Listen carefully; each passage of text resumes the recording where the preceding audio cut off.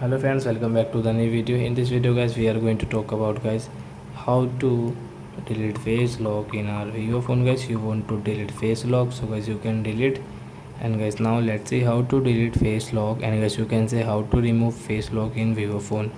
So friend, how to remove face lock? First of all guys, open your phone setting and guys scroll it, and guys click on guys this security setting, and guys click on this face setting, and guys enter your password. Guys clear physical data, so guys click here, and guys you will not longer be able to use your physical. Yes guys, okay. So guys, now you can see guys we don't have face lock in our Vivo phone. So I hope friends you have understood how to delete face lock in Vivo phone. So that's it guys, thanks for watching my video. Now we will meet on next video with new topic.